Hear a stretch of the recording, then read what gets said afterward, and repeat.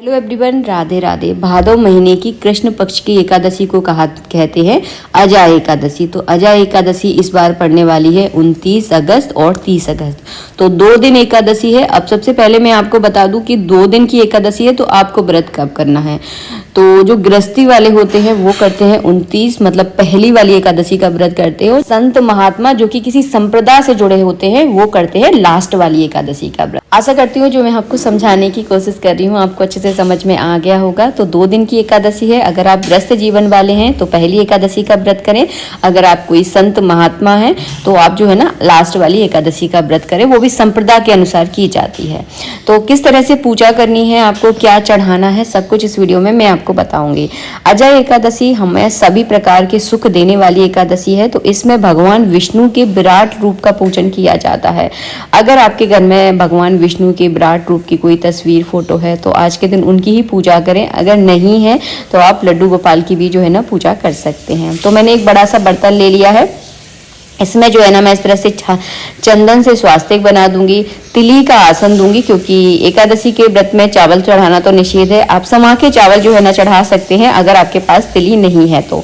यहाँ पर मैंने फूलों के आसन के ऊपर भगवान को विराजमान कर लिया है। अब मैं करवाऊंगी स्नान। स्नान का बहुत महत्व है। एकादशी के व्रत में आप भगवान को स्नान जरूर कराएं और मेरी तरह इस तरह से अंगूठा बिल्कुल भी ना लगाएं। इस बात का ध्यान रखें। आप हर वीडियो में बताती हूँ ताकि देखिए नए नए लोग हमसे जुड़ते हैं तो सभी को ये जानकारी हो कि भगवान की मूर्ति से अंगूठा लगाना निषेध होता है। इसके बाद मैंने थोड़ा सा चंदन लिया है, उसमें थोड़ा सा मैं जल डालूंगी। इसे कहते हैं गंधोदक स्नान। तो इससे जो है ना इस तरह से मैं भगवान को स्नान करवा दूंगी। एकादशी के व्रत में अगर आप गंधोदक स्नान कराते हैं तो इससे जो है ना आपकी गृहस्थ जीवन बहुत अच्छे से जो है ना चलती है।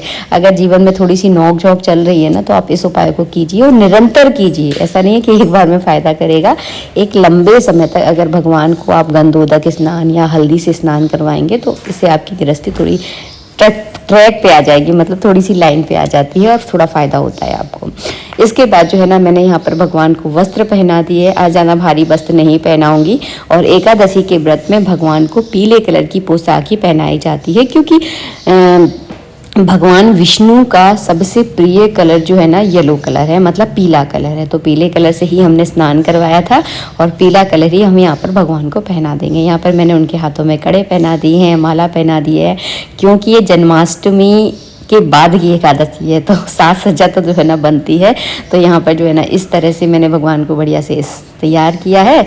इसके बाद जो है ना झूला बहुत ज़रूरी होता है इस एकादशी में, क्योंकि ये एकादशी जो है ना जन्माष्टमी के बाद पड़ती है। तो अभी अभी हमारे लड्डू गोपाल का जन्म हुआ है तो उनको हो सके तो आप झूले में ही जो है ना विराजमान करें जब तक उनकी छठी नहीं हुई है। तो यहाँ पर मैंने लड्डू गोपाल को जो है ना इस तरह से झूले में विराजमान कर दिया है।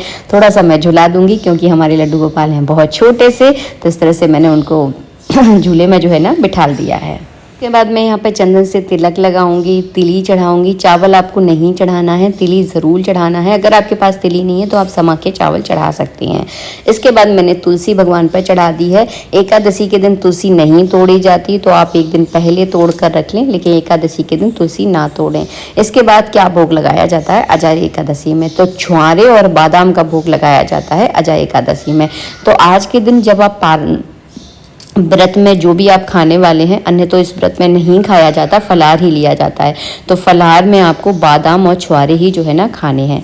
इसके बाद पढ़नी है आपको कथा। तो कथा आप पढ़ते समय अपने हाथ में छुआरे और बादाम ले लें और इसके बाद आपको पूरी कथा पढ़नी है। कथा पढ़ने से आपको ये जानकारी हो जाती है कि इस व्रत के प्रभाव से हमें किन फलों की प्राप्ति होती है। अजय एकादशी का व्रत करने से आपको पुत्र का सुख और अपने जो नाती पंती होती हैं उनका भी सुख जो है ना आपको प्राप्त होता है। धन संपत्ति से आपका जीवन परिपूर्ण होता है। धन का पूर्ण सुख जो है ना आपको अपने जीवन में देखने के लिए मिलता है। इसीलिए इस एकादशी को किया जाता है। अगर आप इस एकादशी को करते हैं, व्रत करते हैं, पूजा करते हैं तो इन सारे फलों की आपको प्राप्ति होती है। कथा पढ़ने के बाद जो छुआरे हमने बादाम लिए थे वो सब कुछ भगवान पर अर्पित कर देंगे। इसके बाद जो है ना आपको करनी है आरती।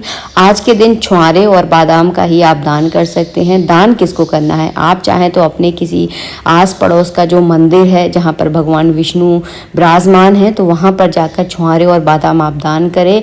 आज के व्रत में भी आपको छुआरे और बादाम ही खाना है। नेक्स्ट डे जो है ना आपको व्रत का पारण करना है। समय क्या है पारण का वो आपको नीचे डिस्क्रिप्शन में लिखा हुआ मिल जाएगा, क्योंकि अभी मैंने पंचांग में देखा नहीं है जिस समय ये वीडियो में एडिट कर रही हूँ। तो आप जो है ना नीचे डिस्क्रिप्शन को चेक कर लें, वहाँ पर जो है ना आपको पारण का समय मिल जाएगा अगर आप उस समय पारण करना चाहते हैं। तो नेक्स्ट डे करें। हमेशा व्रत का पारण दूसरे दिन ही होता है, जिस दिन हम व्रत करते हैं उस दिन नहीं होता है। यहाँ पर मैंने भगवान की बंसी भी रख दी है, क्योंकि बंसी के बिना हमारे लड्डू गोपाल का तो झूले में मन लगेगा नहीं, तो यहाँ पर हमने बंसी भी इस तरह से रख दी है। हमने प्रसाद लगाया, मतलब जो भगवान का भोग लगाया है, इसे आप अपने पूरे घर वालों में बांटें। और प्रसाद जितना बांटा जाता है व्रत का फल उतना ही दुगना जो है ना हो जाता है। अच्छा लगा होगा आपको वीडियो पसंद आया तो अपने दोस्तों और रिश्तेदारों के साथ इस वीडियो को ज़रूर शेयर करें। मिलेंगे आप सबसे नेक्स्ट वीडियो में, जब तक के लिए राधे राधे, जय श्री राधे।